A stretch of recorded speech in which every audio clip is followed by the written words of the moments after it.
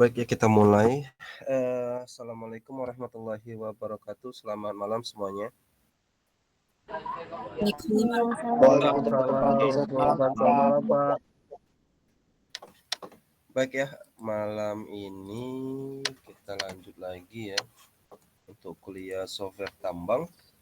Tapi malam ini saya nggak mendemonstrasikan langsung ya penggunaan surpak. Jadi saya kenalkan dulu gitu ya konsep dalam perencanaan tambang terbuka ya. Jadi nanti kalian ketika semester 7 begitu ya, itu akan ada mata kuliah perencanaan tambang khusus tambang terbuka. Kita tidak ke tambang bawah tanah. Nah, tambang terbuka itu salah satunya bisa diselesaikan bagian dari tambang terbuka itu adalah desain pit gitu ya. Nah, di desain pit ini kita bisa menyelesaikannya dengan menggunakan surpak gitu ya. Kalau untuk komoditasnya surpak ini bisa mineral bilangnya, bisa emas, bisa nikel gitu ya, bahkan bisa batuan. Kalau nanti untuk desain pit batu bara biasanya menggunakan mainscape gitu ya. Nah, untuk tambang terbuka sendiri harusnya kalian sudah menerima konsepnya gitu ya, bahkan mungkin lebih detail di PTPM atau di sistem penambangan gitu ya. Nah, sekarang saya kilas sedikit untuk open pit mining ini gitu ya. Jadi kalau kita lihat gitu ya, ada beberapa tambang terbuka gitu ya, metode tambang terbuka. Ada yang open pit gitu ya, ada yang open cast gitu ya, ada open cut gitu ya, ada juga nanti strip mining ya. Jadi kalian harus tahu ya, open cast itu dia menambang bukit begitu ya. Jadi menghabiskan bukit, membuat lereng-lerengnya di bukit. Sedangkan open pit itu gitu ya, dia membuat lerengnya di bawah tanah datar atau di bawah permukaan. Itu berbedanya ya. Nah, kalau open cast seperti ini di bawah permukaan tetapi maaf, ini open strip ya, open strip tetapi ini khusus untuk batu bara ya. Karena bahasanya strip itu ya lapisan atau bisa dibilang tingkatan begitu strip itu ya. Itu khusus untuk metode penambangan batu bara begitu ya. Nah, bisa dilihat ya, ini bisa disebut dengan open pit gitu ya, yang kanan open cast ya. Di sini open pit karena ini mineral ya, tidak terlihat batu baranya begitu ya. Oke. Nah, sekarang ada 6 ketentuan umum dalam pertambangan open pit gitu ya, atau terbuka gitu ya. Yang pertama, penambangan endapan mineral gitu ya atau batu baranya ini terkena gitu ya atau pasti melampaui yang namanya adalah overburden gitu ya. Kalau untuk mineral dia menambangnya di setiap batuan. Tapi kalau untuk batu bara dia tidak menambang batuan tetapi menambang batu baranya. OB-nya itu pasti dibuang. Tetapi kalau mineral kita ambil di batuannya gitu, belum tentu batuan itu dibuang gitu. Jadi makanya bahasa di batu bara dengan bahasa di mineral itu berbeda ya. Kalau tanah penutup di batu bara disebut OB gitu ya, overburden. Tetapi kalau ditambang mineral, tanah penutup itu disebut waste gitu ya. Nah, itu berbeda. Makanya ada apa namanya itu bahasa yang berbeda gitu ya. Tetapi ada juga yang bilang OB begitu ya. Tetapi di mineral ini kalau dibilang OB dia terlihat perlapisannya begitu ya. Oke. Nah, waste yang ditambang mineral ini biasanya cut off grade gitu ya, atau grade-nya ini bersifat rendah atau low grade gitu ya. Nah, kalau low grade inilah yang disebut nanti dengan waste gitu ya. Oke. Yang kedua, ketentuannya tambang terbuka itu pasti dekat dengan permukaan begitu ya. Dekat permukaan maksudnya adalah masih ekonomis ketika ditambang dengan mempertimbangkan SR, stripping ratio gitu ya. Yang ketiga, dimensi horizontalnya besar atau penyebaran endapannya itu secara lateral itu cukup banyak gitu ya. Jadi endapannya tidak vertikal seperti itu ya. Yang keempat, produksinya tinggi, biaya rendah jika dibandingkan dengan tambang bawah tanah gitu ya. Yang kelima, pasti ada jenjang atau lereng yang tidak mungkin kita temukan di terowongan bawah tanah. Itu bedanya ya. Yang keenam, dia pasti membentuk cekungan atau pit begitu ya, kecuali open cast. Kalau open cast, gunungnya akan habis gitu ya. Tapi biasanya kalau tambang mineral dimulai dari open cast, itu akan dilanjutkan menjadi open pit. Contohnya Grasberg di Freeport ya. Nah, jika tambangnya hanya open cast, biasanya itu komoditas untuk tambang industri, tambang dengan komoditas industri. Misalnya andesit seperti itu ya. Dia biasanya menghabiskan bukit gitu ya. Karena meledakan bukit itu jauh lebih murah dibandingkan meledakan batuan andesit yang berada di bawah tanah gitu ya. Silakan kalau ada pertanyaan dipotong saja ya. Ketika saya menyampaikan materi. Nah, silakan kalian presentasi ya. Presentasi kalian presensi. Yang paling kiri kelas RA, yang paling silakan Rizky ada apa? Izin Pak, mohon maaf. Untuk slide-nya belum bergerak Pak. Belum bergerak. Sudah Pak, sudah. Ini. Udah ya. Silakan presensi ya. Belah kiri kelas RA, tengah RB, kanan RC gitu ya. Silakan. Nah, sekarang kita masuk ke design pit. Apa itu design pit ya? Design pit adalah suatu rancangan pit atau cekungan yang dipertimbangkan berdasarkan lokasi dan jenis material yang akan ditambang. Minimal aspek teknis dan ekonomis. Aspek teknis ini dalam design pit, dia mempertimbangkan yang utama adalah lereng atau nanti geoteknik secara teknis gitu ya. Kalau ekonomis biasanya mempertimbangkan keuntungan. Keuntungan ini nanti bisa dibaca dari net present value atau NPV, internal rate return atau IRR, dan break even point atau BEP. Itu ya. Jadi teknisnya ini lebih mengutamakan geotek gitu ya. Kalau misal nanti drainase gitu ya, atau nanti ada SAM gitu ya, itu tidak terlalu gitu ya dipertimbangkan dalam desain pit. Itu pelengkap gitu ya. Tapi kalau geotek kestabilan lereng itu sangat menentukan begitu ya, karena dia akan menentukan kecuraman atau kelandaian lereng bahkan sampai dengan remnya begitu ya. Kalau salah perhitungan, rem ini, jalan ini gitu ya, atau lerengnya bisa longsor gitu ya. Kalau longsor jalan ini, truk itu tidak bisa ya. Dump truck itu nggak bisa jalan gitu ya, nggak bisa beroperasi. Itu makanya pentingnya geotek ini. Oke? Nah, ekonomis ya juga penting, makanya ini teknis dan ekonomis ya. Tadi silakan kalian belajar ya, pedalami NPV, IRR dengan BEP gitu ya. Kalau ada membuat tabel cash flow gitu ya, arus kas gitu ya, itu mudah sekali gitu ya. Tetapi untuk memahami NPV, IRR, dan BEP belum tentu begitu ya.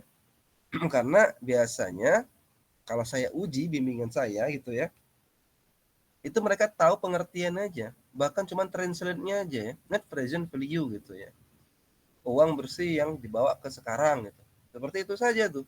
Tapi maknanya tidak tahu. Nah, ketika kalian misal belajar tentang materi ini ya, yang tadi saya sebutkan 3 hal itu, tolong dipelajari, tolong dipahami, sehingga kalian untuk menjelaskan ketiga ini bisa secara sederhana ke orang sekalipun dia tidak tahu tentang NPV, ER, dan BEP ini, gitu ya.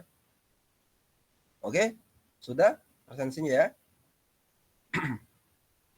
Baik, nah kalau kita lihat gitu ya, ya ini dibuat ulang ya ketika saya di konsultan gitu kerja ya. Nah, bos kita itu bos saya gitu ya, itu menyuruh itu ya mengadopsi ulang tentang bagaimana strategi untuk perencanaan tambang gitu ya. Oke. Nah, dalam perencanaan tambang itu cukup rumit. Bisa kalian lihat alurnya seperti ini gitu ya. Yang pertama itu dimulai dari sumber daya yang secara geologi sumber daya itu dimodelkan secara 3 dimensi. Oke. Dari sumber daya itu akan dilakukan optimasi gitu ya. Untuk mendapatkan namanya cadangan. Jadi sumber daya menjadi cadangan itu melalui proses namanya optimasi ya. Oke. Ketika sudah optimasi, cadangan itu akan didesain pitnya atau didesain tambangnya sehingga mendapatkan perbandingan antara waste atau antara overburden dengan komoditas yang akan kita tambang. Sehingga kita akan mengetahui gitu ya, berapa keuntungan yang kita dapat tadi, begitu ya. Jadi di bagian ini sebenarnya sudah memulai menganalisis hal teknis dan ekonomis gitu ya. Oke. Nah, ketika kita sudah menambang pit gitu ya, menambang pit, kita sudah mendesain pit, mendesain tambangnya, kita akan bisa menentukan di mana titik yang bisa memberikan keuntungan yang paling cepat gitu ya. Itu atau disebut dengan pushback gitu ya. Jadi pushback ini adalah suatu metode untuk mendapatkan komoditas tambang yang paling cepat sehingga dengan penambangan komoditas yang paling cepat akan memberikan keuntungan yang lebih cepat juga. Itu namanya pushback gitu ya. Nah, setelah kita desain pitnya atau desain tambangnya, kita perlu membuat scheduling ya. Nah, di sini ya, ketika kita membuat scheduling, disinilah proses dalam menentukan umur tambang, begitu ya. Karena dari scheduling ini ya, proses main design scheduling ini, di sini juga menentukan berapa banyak alat ya yang akan kita gunakan dengan kapasitas tertentu. Sehingga ketika kita sudah memiliki design pit ya, sudah kita memiliki kapasitas alat, sehingga kita akan tahu design pit kita ini seberapa lama akan bertahan untuk dilakukan produksi. Ya, Johan silakan. Maaf Pak, sebelumnya Pak, untuk absensi kelas RC ini Pak, barcode-nya Inspire Pak, udah nggak bisa lagi Pak. Baru sekarang nggak bisa. Iya Pak, dari tadi juga nggak bisa Pak. Cuman tadi saya mau angkat tangan, cuman sinyal saya juga nge-lag. Saya pikir saya Pak yang bermasalah. Rupanya teman-teman juga pada bermasalah Pak.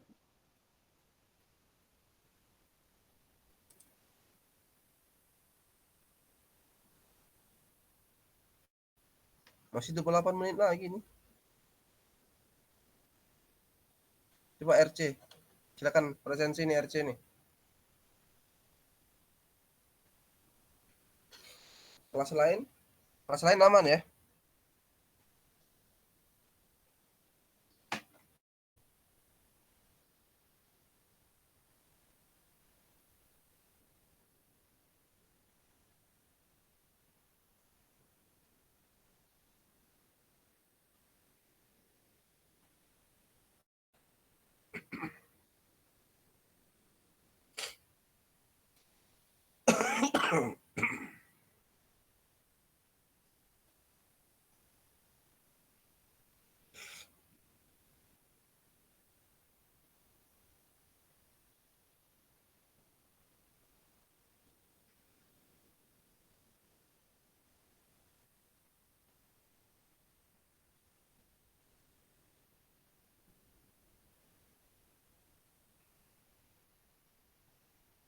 Udah ya.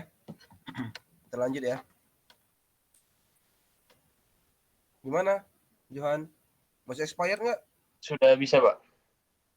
Sudah bisa Pak. Oke. Oke ya. Jadi dari proses desain pit ya, main desain atau desain tambangnya, terus nanti kita melakukan scheduling, disinilah proses ya antara dua ini yang bisa menentukan umur tambang ya. Nah, dalam penentuan umur tambang ini atau dalam proses scheduling ini nanti ya, kita akan memodelkan finansial gitu ya atau kelayakan ekonomi. Jadi bisa juga nanti umur tambang itu semakin singkat gitu ya, karena akan mengejar atau menghabiskan cadangan itu lebih cepat gitu ya. Tetapi juga bisa lebih lama karena ada peramalan finansial yang menghasilkan bahwa di tahun yang akan datang itu harga komoditas kita akan mahal seperti itu. Bisa juga artinya dibuat umur tambang yang lebih lama gitu ya. Nah, ketika sudah dibuat financial model itu gitu ya, itu akan diputuskan gitu ya. Tambang kita itu akan dibisniskan atau kita operasionalkan gitu ya. Kalau bisniskan biasanya IUP ini akan dijual perbelikan gitu ya. Jadi oleh broker biasanya IUP dengan cadangan sekian gitu ya, itu diangkat gitu ya atau dijual siapa yang mau beli gitu ya. Nah, maka akan berpindah tangan IUP-nya atau dioperasionalkan atau ditambang, dibuka seperti ya. Nah, kalau dibuka artinya akan memulai namanya development gitu ya.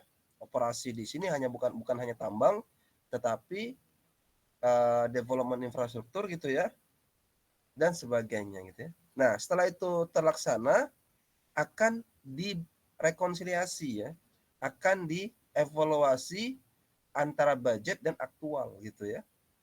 Karena perencanaan itu biasanya belum bisa memenuhi kondisi aktual gitu ya. Karena pelaksanaan secara aktual itu banyak sekali parameternya gitu ya.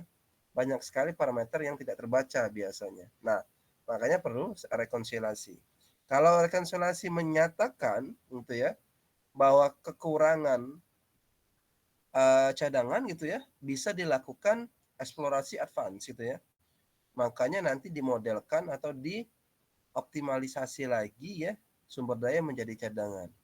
Setelah rekonsiliasi pitnya misalnya kurang gitu ya, kurang dalam gitu ya, atau kurang lebar gitu ya, itu bisa di main design. Atau hasil rekonsiliasi schedulingnya yang bermasalah gitu ya, berarti scheduling yang diperbaiki. Atau setelah rekonsiliasi financial modelnya yang tidak tepat begitu ya. Artinya apa? Untuk mengevaluasi semua bagian dalam perencanaan tambang itu diproses rekonsiliasi gitu ya. Baik, saya lanjut ya. Nah, dalam perencanaan tambang itu biasanya terbagi 3. Perencanaan jangka panjang, jangka menengah atau jangka pendek ya, long term, medium term dan short term gitu ya. Nah, main planner gitu ya atau planner itu berbeda-beda gitu ya. Jadi main plan itu nggak satu ya. Biasanya terbagi jadi 2 ya. Ada yang long term, yang medium dan short term ini biasanya dijadiin satu. Tapi kalau perusahaan besar, medium ini juga dipisah ya. Jadi ada 3 biasanya perencanaan tambang di dalam perusahaan itu. Gitu ya. Ada yang ingin bertanya? Izin bertanya Pak, Ya silakan. bedanya long term, short term, sama medium term itu gimana itu Pak? Kalau perihal main plan-nya Pak, perbedaannya letaknya di mana Pak? Oke, jadi gini, kalau di perencanaan jangka panjang gitu ya, dia hanya menentukan berapa umur tambang hingga tambang itu ditutup gitu ya. Nah, perencanaan tambangnya itu hanya membutuhkan berapa besar atau berapa banyak atau berapa panjang jalan yang dibutuhkan gitu ya. Berapa banyak infrastruktur yang dibutuhkan, misal seperti dan sebagainya gitu ya. Nah, perencanaan tambangnya dalam jangka panjang sehingga secara ekonomis maupun secara global begitu. Makanya kalau dibatasi waktu itu perencanaan tambangnya di atas 5 tahun. Begitu ya. Nah, kalau medium itu turunan dari apa namanya itu jangka panjang ya. Tetapi sudah saya bilang dari awal, jangka panjang dan jangka pendek ini bisa dijadiin satu gitu ya sebenarnya. Tetapi tergantung juga level perusahaan. Kalau level perusahaannya sudah menengah ke atas, biasanya jangka menengah ini dipisah dengan jangka pendek. Karena apa? Biasanya perencanaan jangka menengah ini mempertimbangkan umur iup. Ingat, bukan umur tambang, tapi umur iup. Nah, iup itu umurnya 5 tahun.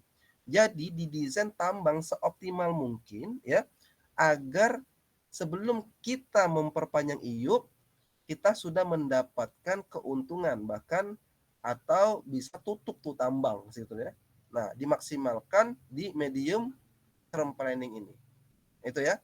Nah, kalau untuk perencanaan jangka pendek, short term ini adalah perencanaan untuk memenuhi target tahunan. Gitu ya. Jadi breakdown-nya nanti per bulan dan per hari. Biasanya ini untuk bukan pedoman ya. Untuk pegangan gitu ya, atau diinstruksikan ke pengawas lapangan nantinya. Nah, orang pengawas lapangan biasanya berhubungan dengan main planner yang jangka pendek ini gitu ya. Tapi kalau yang jangka panjang, jangka menengah tidak gitu ya. Mereka biasanya ke atas, biasanya ke komisaris gitu ya, atau ke pimpinan gitu. Begitu ya, Yuda. Baik Pak, terima kasih Pak. Oke, ada lagi yang ingin tanyakan?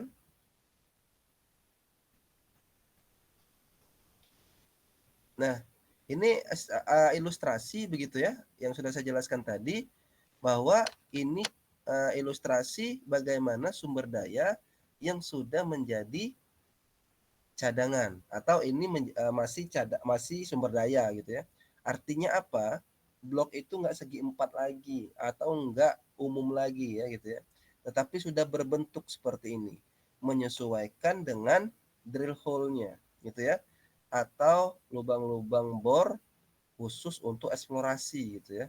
Drill hole di sini jangan salah, drill hole ini kan ada geotek gitu ya, drill hole geotek, ada drill hole eksplorasi, ada drill hole untuk peledakan biasanya. Nah, kalau di sini pasti dia drill hole eksplorasi bilangnya ya, exploration drill hole gitu ya. Dan ini adalah blok model gitu ya, yang sudah divalidasi artinya ya, dengan model sumber daya atau cadangan yang dibuat oleh orang geologi biasanya, orang geologi gitu biasanya ya. Nah, setelah kita ada blok model ini, tadi saya bilang dalam proses optimasi itu akan mendapatkan cadangan gitu ya, yang nanti gambarannya itu diwakilkan dengan pit cell gitu ya, pit yang paling optimal. Jadi kalau optimasi itu outputnya adalah pit cell yang paling optimal gitu ya. Kok paling optimal gitu ya? Karena memberikan keuntungan gitulah itu ya, yang paling optimal. Dia bukan maksimal ya, tapi keuntungan yang paling optimal. Karena apa? Kalau kita cari yang maksimal gitu ya, itu dia akan pernah dapat gitu ya. Karena apa? Nilai jualnya itu ya, pendapatannya itu akan bisa terus turun ketika OB atau waste semakin banyak dibuang gitu ya.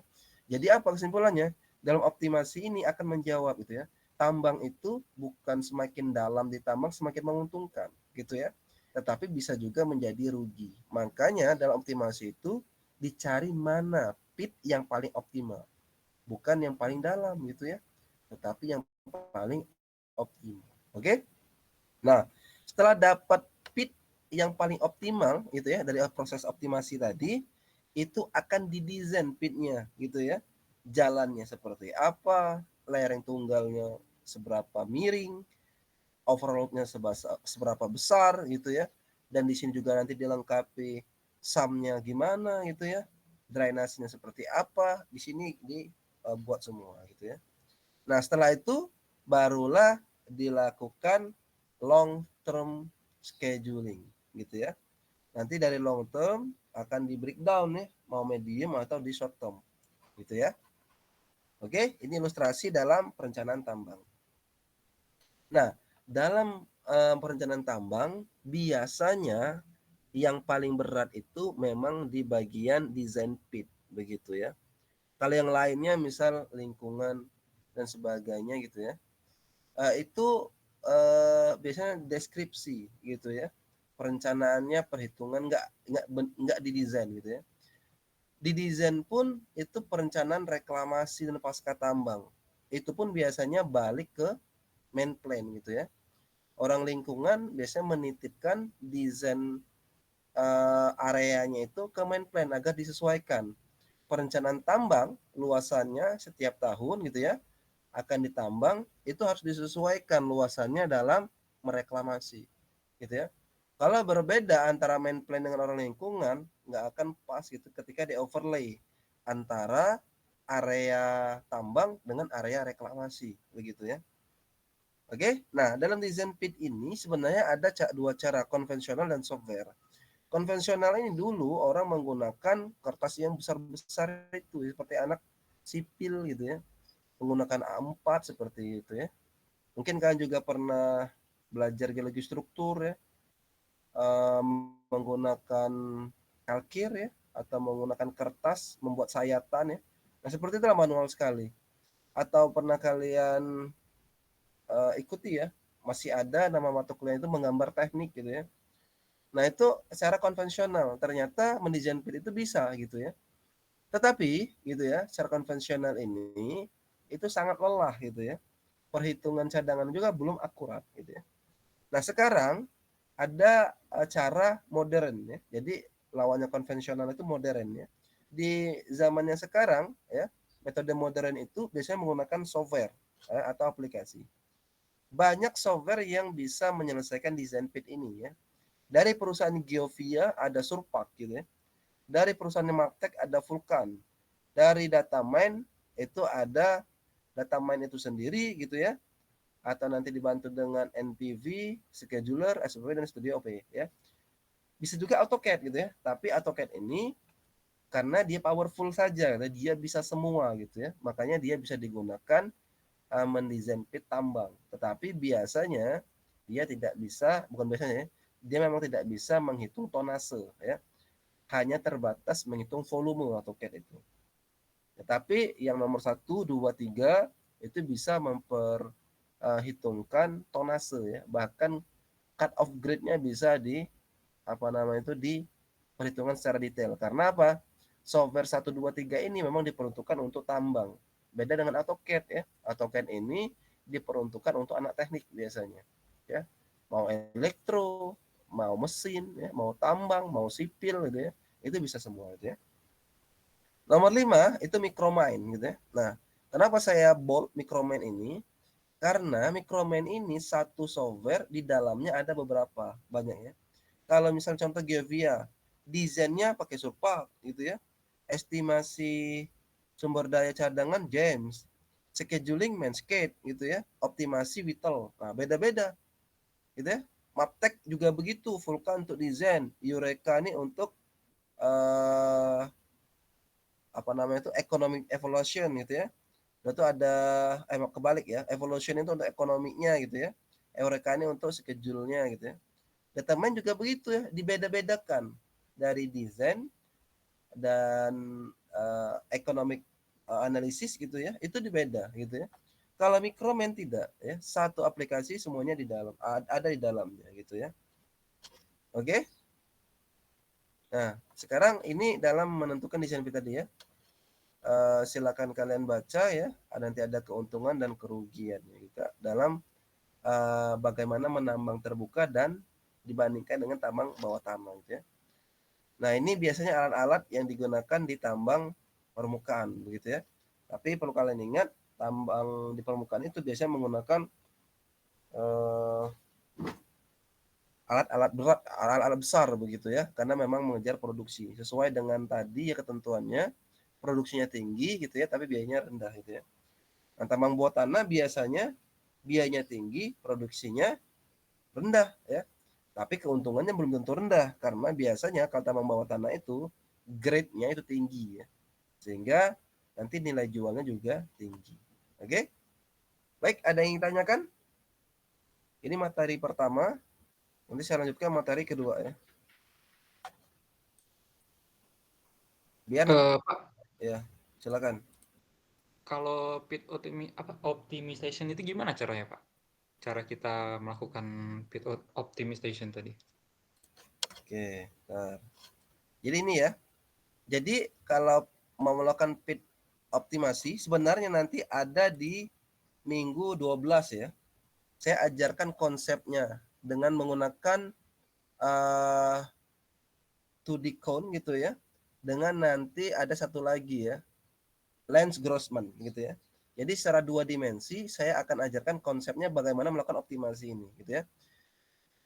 Kalau misalnya mau yang cara modern gitu ya, tadi bisa menggunakan Geovia ini Whittle optimasi ya, Maptek ini Evolution, data mine ini SOPP gitu ya. Nah, apa itu optimasi gitu ya? Itu mempertimbangkan gitu ya biaya operasional gitu ya. Jadi biasanya biaya operasional ini adalah biaya hauler atau apa ya? Biaya alat muat gali muat dengan alat angkut gitu ya. Sehingga akan mengeluarkan operational cost. Itu yang pertama.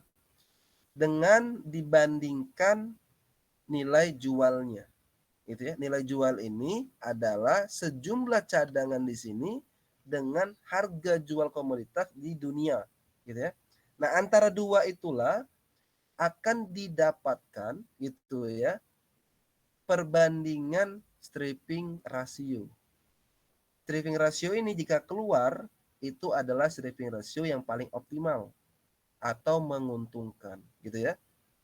Jadi dalam optimasi ini itu hanya mempertimbangkan keuntungan, gitu ya. Itu ya. Siapa dari Yuda? Oke? Bisa Yuda? Baik, Pak. Paham, Pak. Paham, Oke Pak. ya. Terima kasih, Pak. Oke. Jadi kalau sudah tahu untung gitu ya, sekarang cari yang aman. Makanya di desain pitnya gitu ya.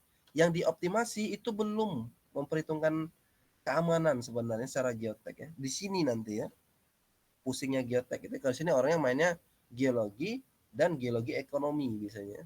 Mana yang paling menguntungkan? Oke? Baik, ada lagi yang ditanyakan? Silakan.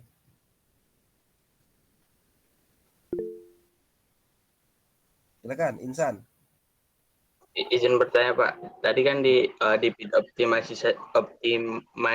optimisasi itu kita memperhitungkan harga jualnya juga Pak, dan Ya. kadar yang mineral yang mau kita tambang. Nah misalnya kalau harga jualnya itu kan di bulan ataupun di tahun berikutnya itu yang di sebelah yang hasil bid optimisasi kita itu masuk, berarti bid optimisasinya diperlebar gitu nggak Pak? Oh, jadi tergantung ini ya orang ekonominya ya dalam meramalkan harga jual. Biasanya harga jual itu dibuat flat gitu ya atau nanti dibalik dengan inflasi. Jadi ada sebenarnya inflasinya apa sih lawan kata inflasi ya saya lupa ya. Kalau fluktuasi turun naik gitu ya. Jadi dianggap harga jualnya itu naik terus setiap tahun gitu ya. Tetapi itu penyederhanaan gitu ya. Bahkan ada juga orang ekonomi menyamakan harga jualnya setiap tahun gitu ya. Nah, mana yang bagus? Yang bisa meramalkan harga jual secara dinamis. Tapi sampai sekarang itu nggak banyak orang bisa meramalkan harga jual ini secara dinamis. Jadi apa? Ini ya digunakan gitu ya cadangannya gitu ya sampai habis diambil gitu ya sampai tahun berapa gitu ya. Nah, sampai akhir tahun itu harganya sama ketika kita melakukan optimasi di sekarang. Begitu Insan. Baik Pak, terima kasih jawabannya Pak. Oke. Nah, tetapi nanti ketika tadi saya bilang ketika aktual ada rekonsiliasi. Karena pembuktiannya ya, jumlah cadangan sekian, grade di ke dalam sekian dapatnya akan apa gitu ya, akan tinggi atau rendah. Pembuktiannya ketika di aktual gitu ya. Nah, ketika sudah ditambang, kalau ada kesalahan artinya apa? Optimasinya kan nggak valid gitu ya. Makanya kembali lagi ya, optimasinya nggak valid setelah rekonsiliasi, atau desain tambangnya nggak valid, nggak benar gitu ya, atau schedule-nya sembarangan, atau modelnya ini nggak tepat, model finansialnya nih gitu ya. Nah, di rekonsiliasi ini budget dan aktual gitu ya. Jadi budget ini adalah modal sebenarnya, dengan aktual ini adalah realitas gitu ya, atau benar-benar yang terlaksana di lapangan. Oke? Bisa dipahami ya? Ada lagi yang ingin tanyakan? Silakan.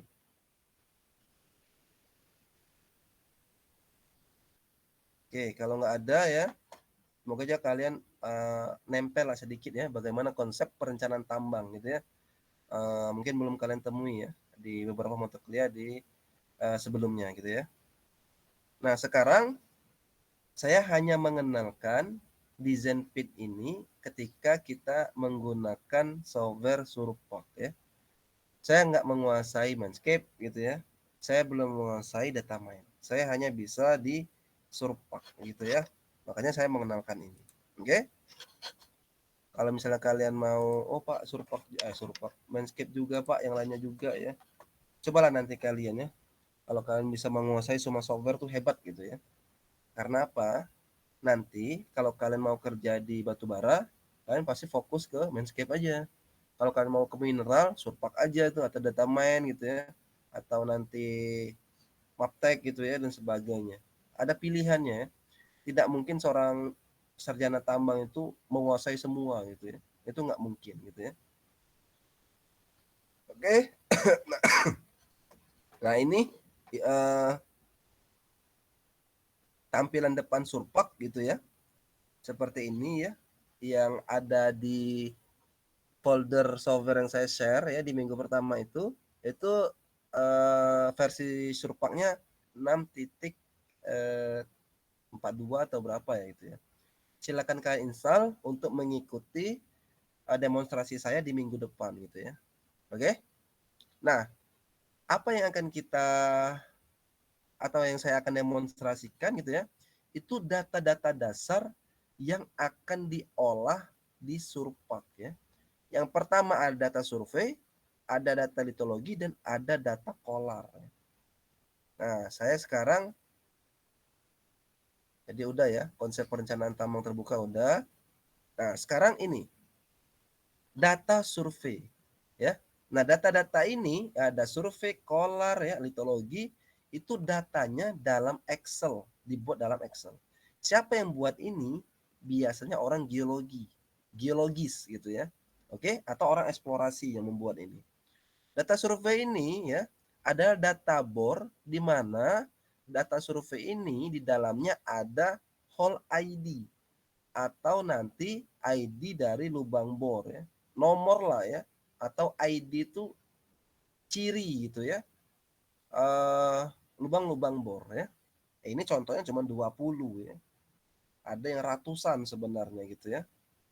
Nah, selain itu ada maksimum kedalaman setiap lubang bor ya.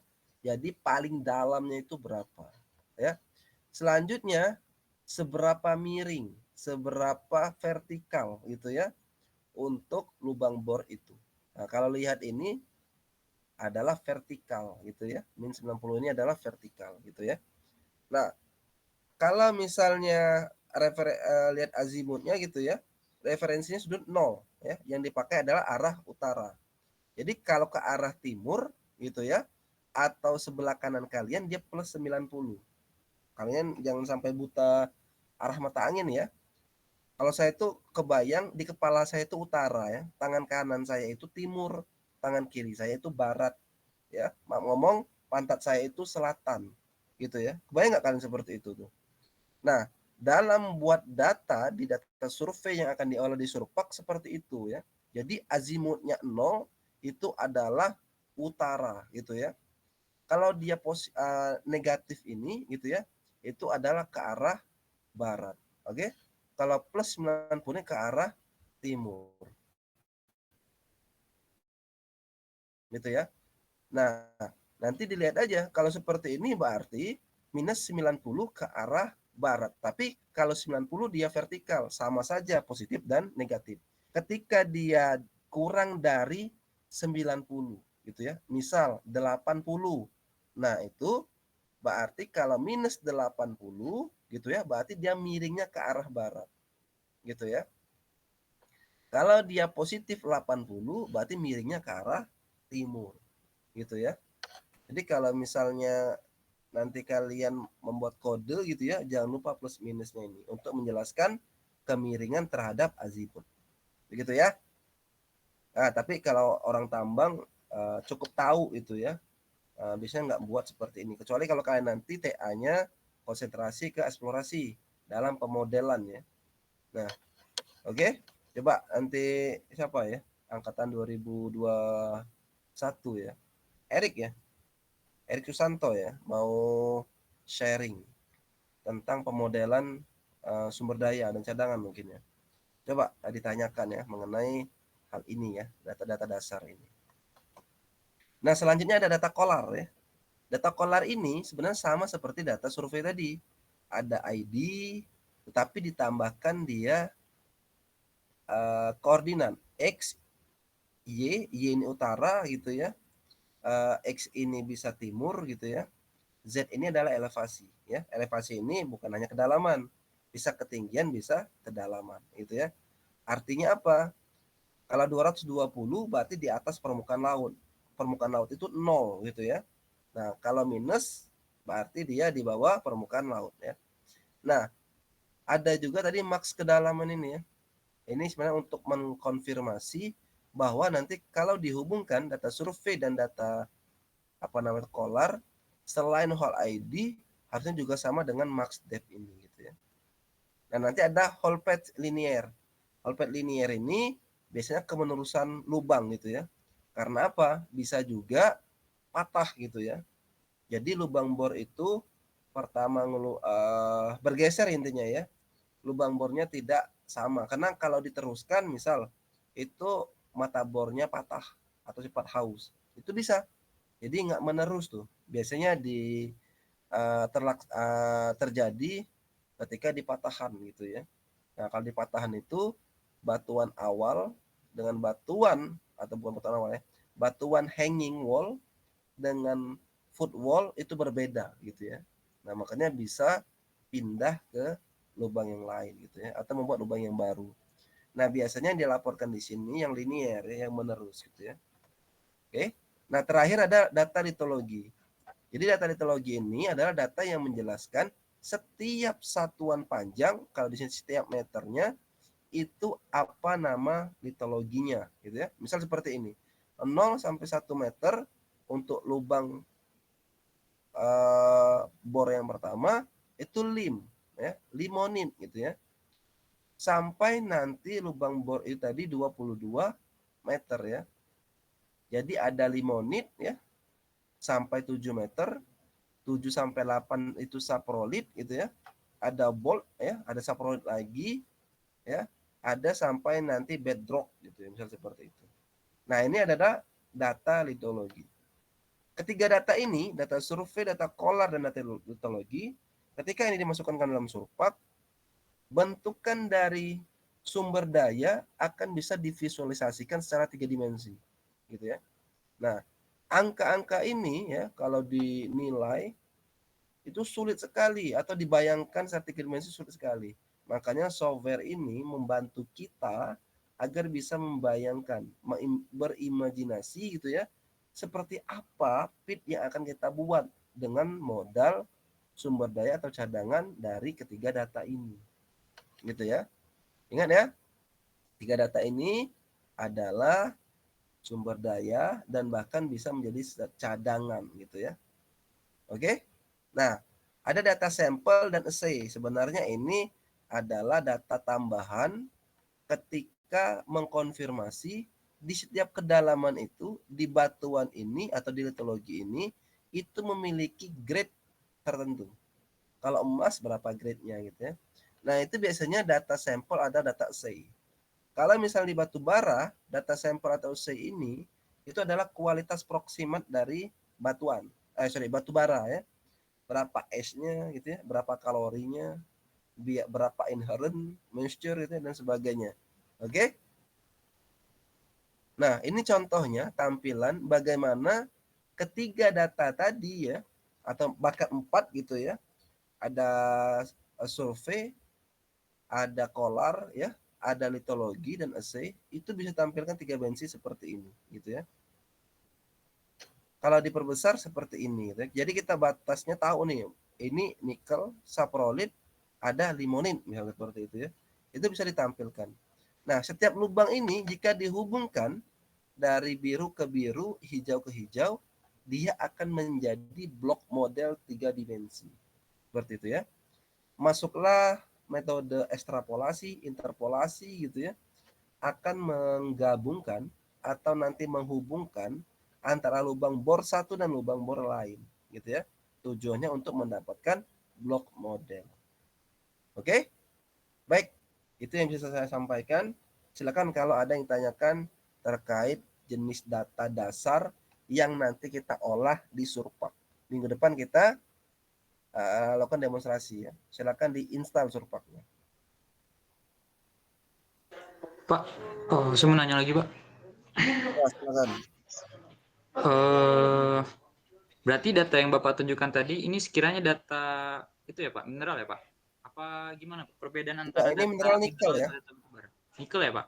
Untuk nikel ini. Jadi kalau kalian belajar explore geologi, limonit, saprolit, bedrock gitu ya, itu kan genesanya dalam pembentukan apa namanya itu nikel gitu ya. Ada nikel di dalamnya. Gitu. Oke? Oh baik Pak. Setelah itu Pak, dalam perencanaan tambang lagi ya Pak, saya balik lagi ke perencanaan tambang. Itu untuk apa namanya? Kemiringannya itu bukan kemiringan sih, kayak angle-nya dalam kita mendesain di Surpak ya Pak, itu amannya berapa Pak? Ini angle-nya maksudnya lereng. Lereng kan? Ya lereng sih Pak. Nah, lereng ini amannya ketika faktor keamanan itu lebih dari 1,1, 1,2 gitu ya. Sebenarnya ini konsepnya aman atau enggaknya itu di mekanika batuan gitu ya. Sudah saya tawarkan, materi ini hilang ya. Gara-gara ya kemarin 2 minggu belajar morkolom ya. Nah, makanya saya tawarkan di minggu 10 gitu ya, mau materi ini atau saya share aja belajar mandiri gitu ya. Begitu Yuda. Tapi patokannya miringnya itu mau 90 derajat, mau 80 derajat ya, mau 70 derajat, mau 45 derajat, yang dihitung itu adalah faktor keamanannya. Ya, yang harus lebih dari 1. Begitu Yuda. Baik Pak, bisa dipahami. Oke. Menganalisisnya menggunakan slide atau PES2 ya, bisa. Minggu kemarin sudah saya ajarin ya, PES2 atau slide. Ada lagi yang ingin tanyakan? Cukup, Pak. Cukup ya. Baik, kalau cukup ya, udah jam 9. Oke. Terima kasih atas kehadirannya ya. Minggu depan malam lagi ya, karena mungkin saya minggu depan ekskursi gitu ya. Nah, jadi mungkin saya di Bogor gitu ya, untuk kuliah ke minggu 10 gitu ya. Atau nunggu hari Jumat seperti ini, saya sudah di Lampung lagi ya. Jadi Senin sampai Kamis saya tidak di prodi ya untuk minggu depan. Tapi Jumat insya Allah sudah di prodi lagi. Baik ya, sekali lagi terima kasih atas kehadirannya dan saya cukupkan untuk materi konsep perencanaan tambang dan beberapa data dasar etologi yang bisa diolah di Surpak gitu ya. Dan saya akhiri, Assalamualaikum warahmatullahi wabarakatuh. Waalaikumsalam. Waalaikumsalam. Terima kasih, Bapak. Terima kasih Pak. Sama-sama.